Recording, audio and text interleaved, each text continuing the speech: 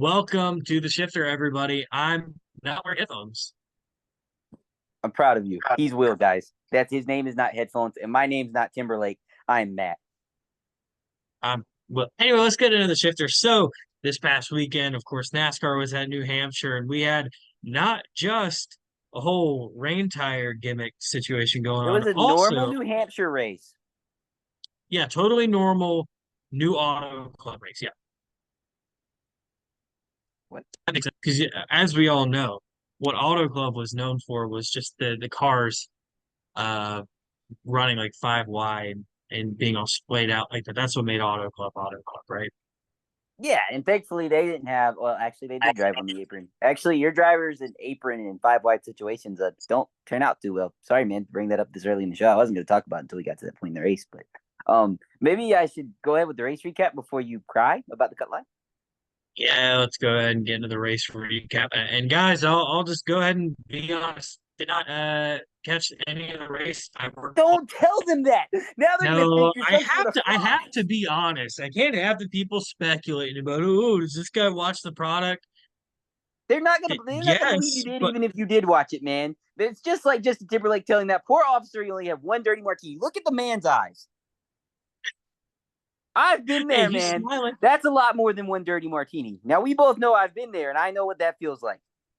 No, I thought you were saying you've been there, as in you've been strung out off of one dirty martini. I was like, I don't feel like that's true. We all know it takes Matt a lot more than one. Oh, you know what? No, no, Yeah, no. it takes Bad. Matt 7 IPAs. He's out of there. No, it takes. We're not going to talk about my 20th birthday party.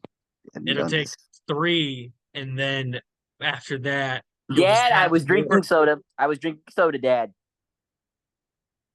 I haven't It's done. a ginger beer.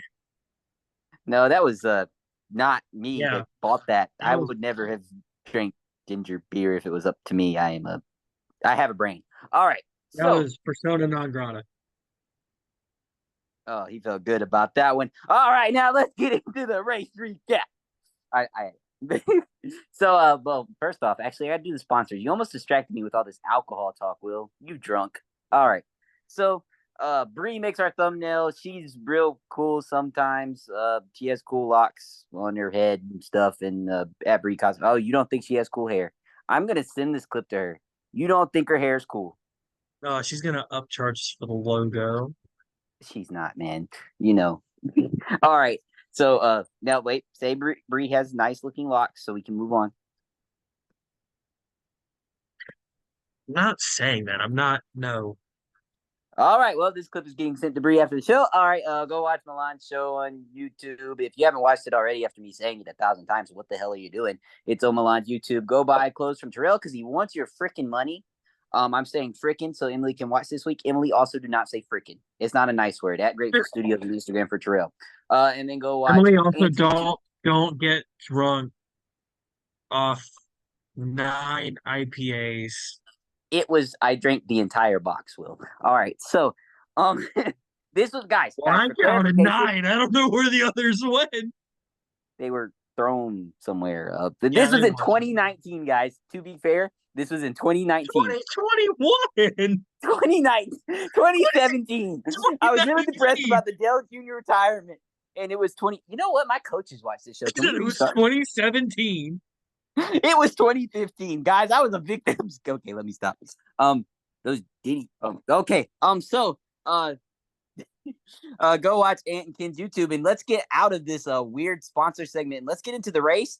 Because there was an Xfinity race that Christopher Bell won, and Sheldon Creed broke a record that I don't think you want to break. Most second place finishes in Xfinity Series history before the win, 10.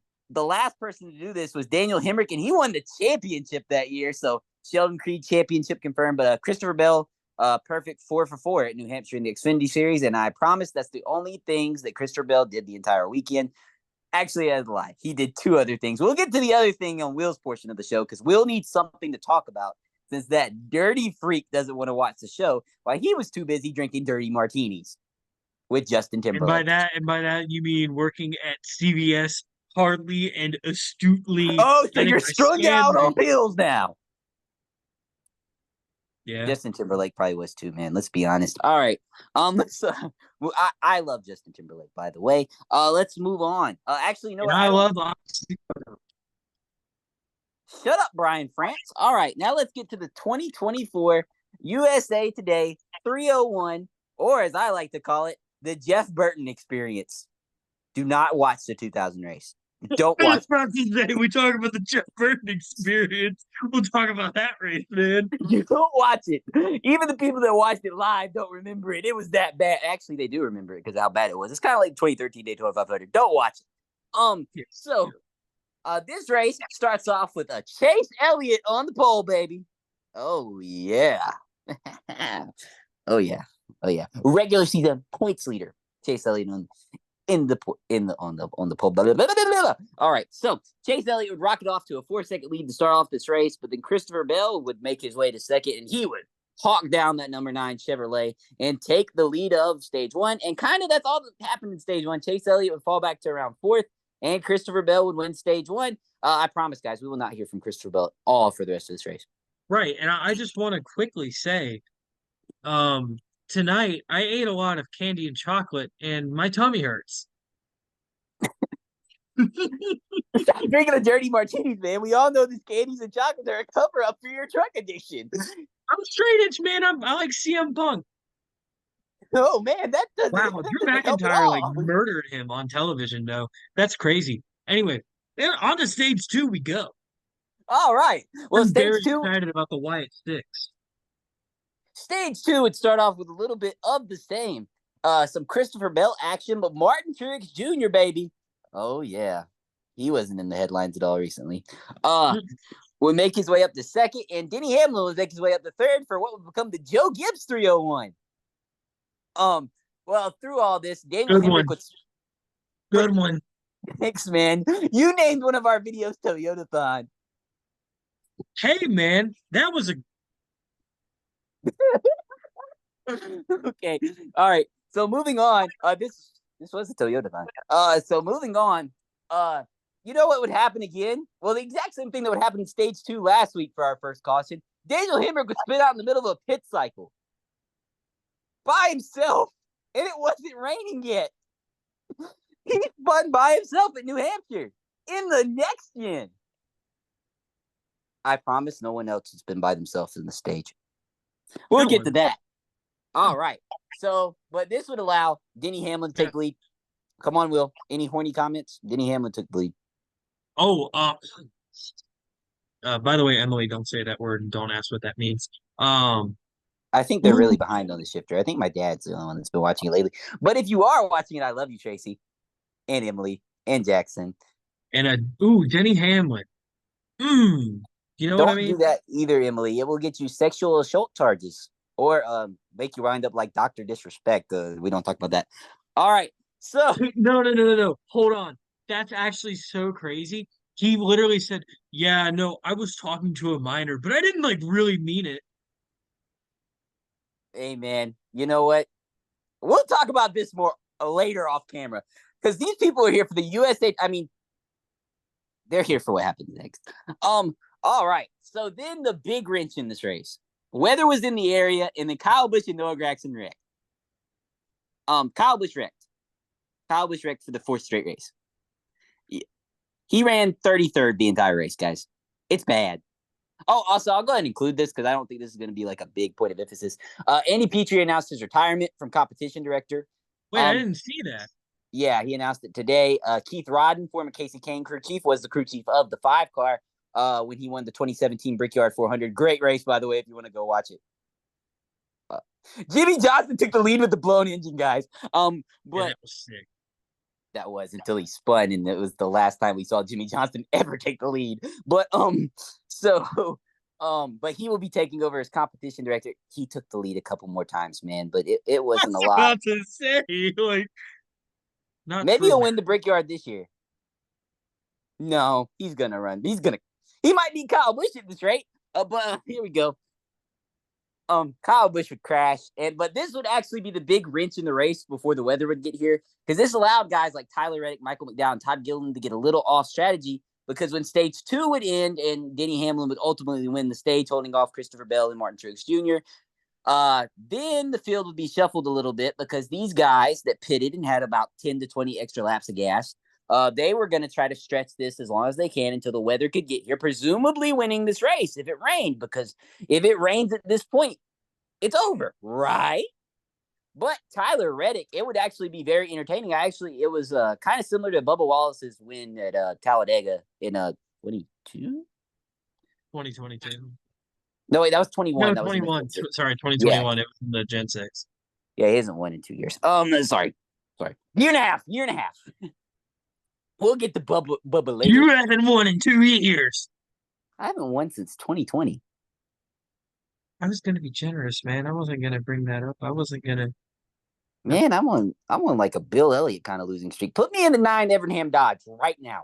But here we go. So, I'd crash that Aaron thing. Crocker. All right. Don't allow her in here. Her and Ray were doing some things off dirty martinis. Let me tell you, they were getting dirty, real And dirty. Jeremy Mayfield was. Yeah, they so drove anyways, Jeremy Mayfield to for legal reasons, we as a program are not claiming that Ray Evernham and Aaron Crocker drove Jeremy Mayfield to meth. Guys, I love the Rainbow Warriors. All right. No, I don't. My dad was an Earnhardt fan, man. Jeff Gordon's gay. Jeff Gordon's okay. I'm done. All right. So, yeah, my jokes are landing. I don't know if the Bobby Hill impression came through, but that's what I was trying to do. That's my purse. I don't know you. All right. So, all right. Let me get Wonderful to the program, King of the Hill. So this is when Martin Truex Jr. would spin out and I cried. Martin Truex Jr. crashed. And then I really cried when Joey Logano missed turn 1 and took out Chase Elliott. And this seemed to be the turning point of the cut line in the race, because this put Bubba Wallace 15 points above the cut line, even though Joey Logano had a top 5 car all day. But Joey Logano left the door wide open for Bubba and Booty and the boys to swoop right in. God, what's going on with my voice tonight? But you will get to that. But Tyler Reddick would hang on once again, holding off Christopher Bell and Ryan Blaney, hard charging. And Kyle Larson, which Denny Hamlin would then run Kyle Larson out of the line, which he just tends to do. And Kyle Larson would tell his spotter to, quote, shut the F up after he said that he needs to crash Denny Hamlin. Essentially, that's not fully what he said. And then Kyle Busch would crash again. This time off the front bumper of Ricky Stenhouse, but it was Kyle Busch's fault. More like Recky Spinhouse, am I right? Oh, we'll get to Recky more because Recky gets another top 10 today. But not today, 2 days ago. Guys, we're a little lazy with recording this sometimes. And it's because of that damn CBS. It literally just is because of CBS. But and my work schedule too. I'm acting like Taco Bell is innocent in this. But here we go. So then the rain stick up for Taco Bell, you bootlicker. Front row racing supporter. Yeah. Travis Quaffle car, baby. Oh yeah, I'm taking a stance today. I'm a Travis Quaffle fan. Yeah. Travis Quaffle, his wife had it coming. All right. So, oh my God. Tyler Reddick would be the leader of this race. And it looked like it was going to be a washout because NASCAR was not bringing out the wet weather tires. And in fact, everybody, including Dale Jr. on Twitter, everyone was pissed at NASCAR. But what NASCAR saw that we didn't see is we could get a full race in if we just waited out this 2-hour delay. IndyCar fans everywhere were pissed off because NBC made a controversial decision to move them to CNBC and have NASCAR rain delay coverage on USA for an hour and then restart the race. I promise it has nothing to do with the fact that IndyCar just left NBC after this year. I promise you that's not why this happened. To do with that. No. NBC prioritizes IndyCar. They always have, and they will throughout the end of their agreement. They will honor their commitment to that sport. Alex Palou won. Nobody missed a damn thing. All right. So, but then NASCAR would say, drivers to your cars. And we're all like, what? Track's wet. This is an oval. What the heck's wrong with you? And there's actually a pretty funny picture of Tyler Reddick out there where he's like, and go into his car because guys, Tyler Reddick was like 15th this entire race. He does not have a car to win this race. Spoiler. But they put the rain tires on the thing, and some guys would get it, and some guys wouldn't. And in fact, at first it looked like Tyler Reddick had it, but that's not where this starts. This actually starts under caution when for the third time today, Kyle Busch would wreck under caution. Kyle Busch wrecked under caution, and it killed his car, and he walked away and would not do any interviews after.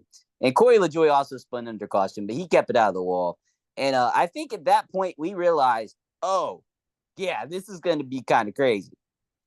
By the way, Which, guys, by the way, I just want to say, do you remember in 2020? Yeah, 2020, we were like, yeah, this is probably as bad as it gets for Kyle Busch, right? he's going to make the playoffs. He's going to win a race. He's not. All Yeah. right, let me get on with this so you can actually have your segment in the show.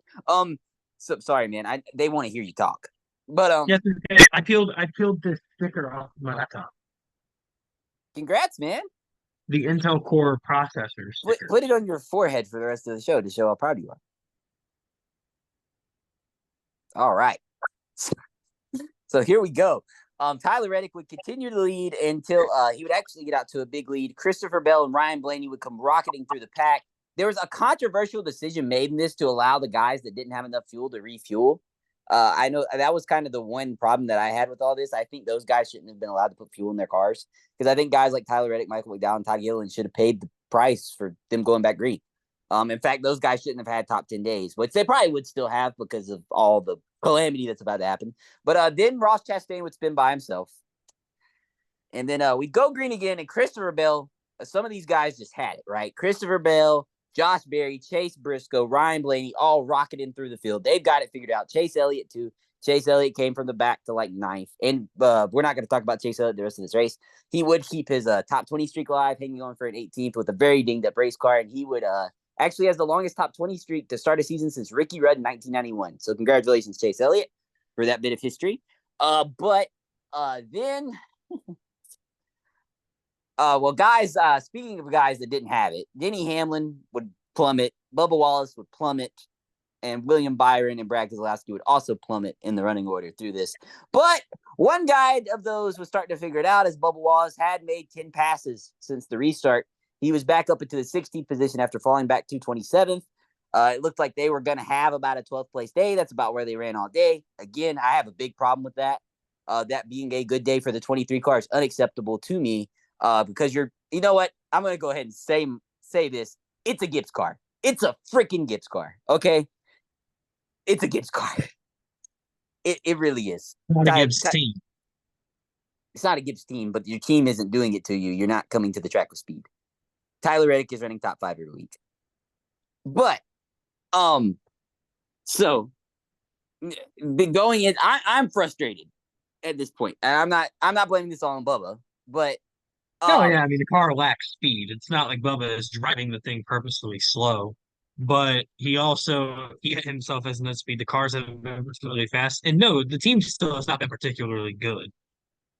And then Noah Gragson would drive it in on the apron underneath Bubba Wallace. And Denny Hamlin, he would rocket into Bubba Wallace, causing the big one involving Eric Jones. Eric Jones would be able to continue. Austin Dillon would be involved in the crash because Austin Dillon's involved in every single crash this year. Austin Cindric and William Byron would also get a piece. Everybody would be able to continue from this crash except for Bubba Wallace. Bubba Wallace would take one of the hardest licks I've ever seen at New Hampshire, head on into the wall. And then he would park in front of Noah Gragson's pit stall. But again, in my personal opinion, that's fine. But you shouldn't be back there. You're back there every week now. It's a problem for me. And I think Bubba Wallace is a great race car driver. But when your teammate is running in the top 5, I would have said this if we had this podcast about Dale Jr. in 2009, 2010. If your teammates are running in the top 5 every week, there needs to be some sort of change at this point. It's not Bubba Wallace. Don't pull Bubba Wallace out of the car. I'm not saying take Booty off the pit box. Just something needs to change. They need to go to Nashville next week and run in the top 10 or they're not making the playoffs unless they get just a win. Just point blank, they're not. Because if you get 20 points behind Joey Logano, you're not catching him with how you're running right now. Barring Joey Logano just doing what he's done all year. But I don't think that's going to continue. I think Joey Logano is going to put together some top 10s because Joey Logano has speed. That's the difference with me right now between the 23 car. And if you would have asked me 4 weeks ago, I would have said Bubba Wallace had speed, but he just hasn't in 2 months, I'm gonna 3 months. I'm gonna just say this about Bubba Wallace. The kind of gist that I've gotten with this, really just this team the entire year, is Josh Payton on Late Kick has a saying where he talks a lot about progress isn't linear. But like the last few years, like, and we really have seen that, but like year over year, the team has grown and gotten better. Bubba Wallace significantly. Yeah. I mean, Bubba Wallace himself, in my opinion, went from being a mid-tier prospect to a very solid driver week in and week out. He finished top 10 in points last year. We're not going to look over that. That's a hard thing to do. Yeah. Like, But I think Bubba Wallace expected this year, this time, he expected to be able to the track, do his job, the team would continue to develop around him, and things would go. Well, that didn't quite happen. Um, and now what do you do? Because I don't know that the 23 team has made any radical changes this year because I think, and also, by the way, I understand that because you made a ton of radical changes going into 23 and during 23 that, you want to have a full season under your belt. You want to build with the same guys, for more than a year, but the speed isn't there. We know the driver has speed. Like I know there are people that will sit there and tell you that Bubba is mid, Bubba is this, that, the third. Guys, Bubba has speed. If you've watched the sport over the last couple of years, not only yeah. have you seen him show speed, you've seen him get faster. So Bubba's, I want to say he's what, 30? I can't remember the exact date, but he's 30. Yeah. But he's continuing to develop. Bubba's probably got like 15 years left in the sport if he wants it, if he continues to develop. But and I don't want to say that because the team, I feel like has been more consistent. I will say this: we aren't seeing the many.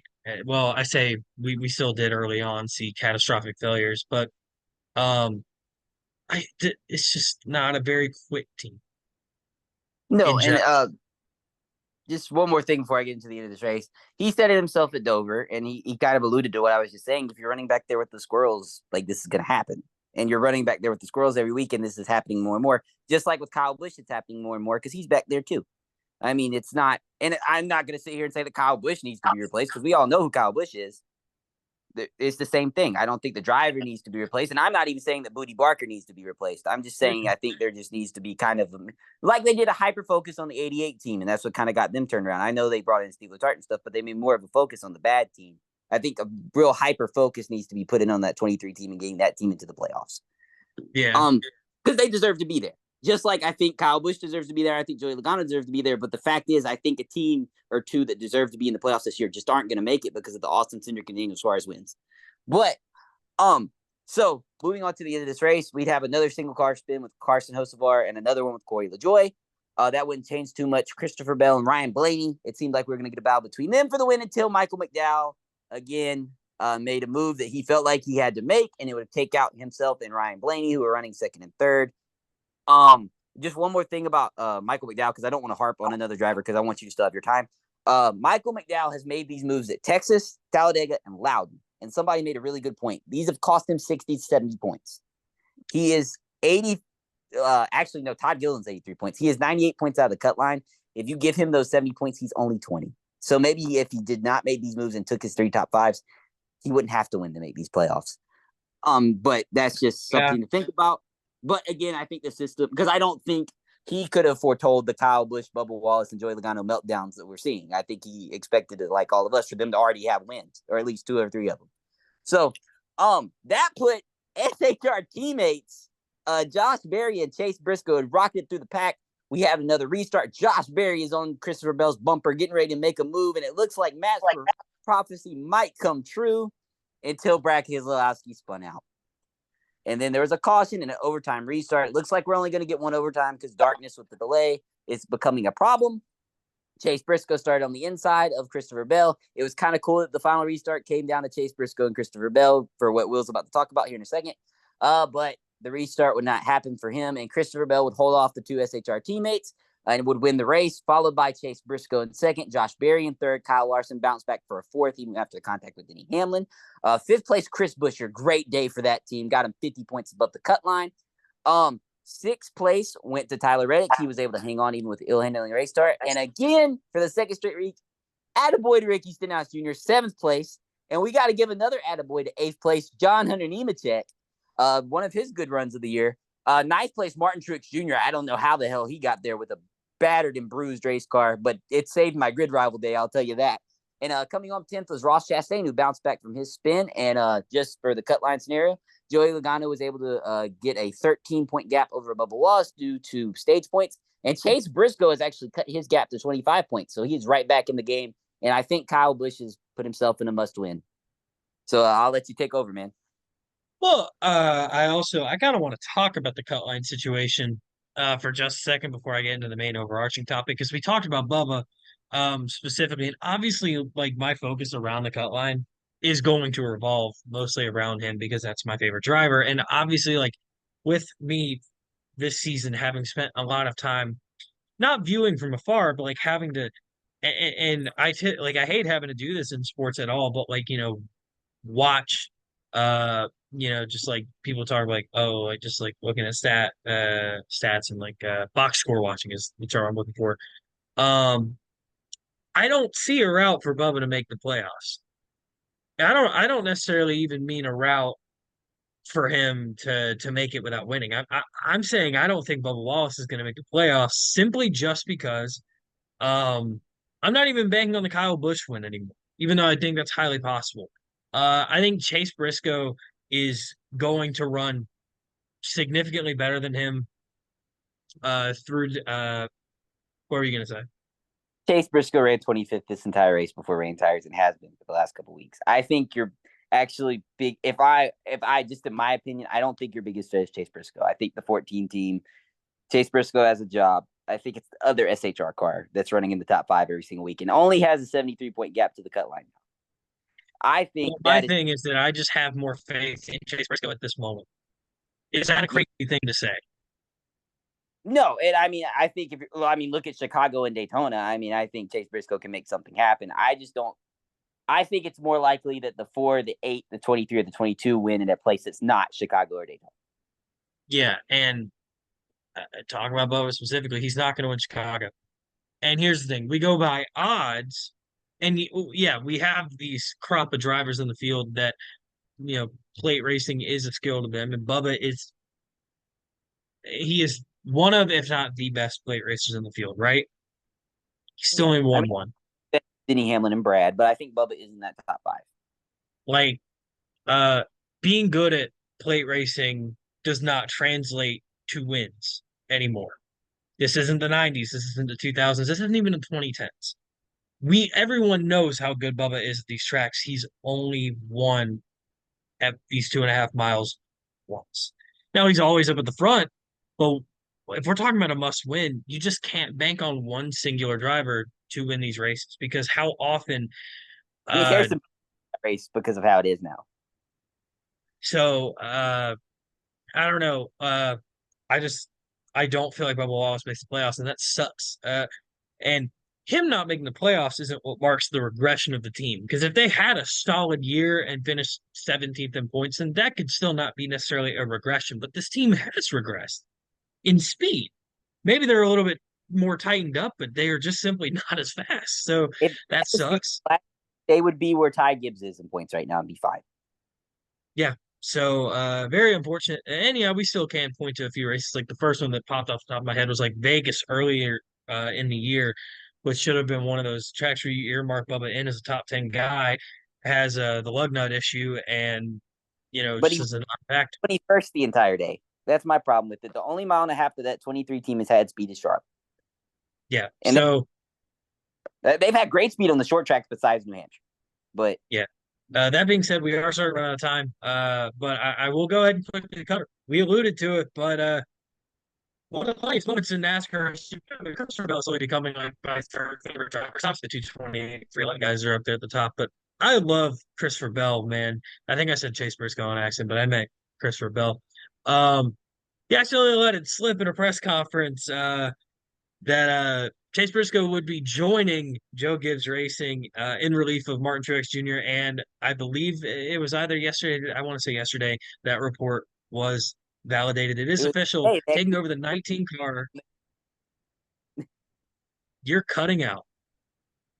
oh, they let Christopher Bell make the official announcement today. Actually, they let him come up and do it. Oh, I actually didn't see that. I saw the funny little the video. The coach, remember that thing you told me not to tell anybody, but um I think fit wise, it's kind of funny to even talk about fit when you talk about a driver going to Joe Gibbs Racing. Of course, it's a good fit. It's Joe Gibbs Racing, but obviously there's the sort of lineage here with Chase Briscoe carrying on sort of the Tony Stewart legacy there. Now I don't expect him to perform to the level that Tony did. I also I believe that Chase Briscoe is keeping he is going to get the Bass Pro sponsorship, right? Yes.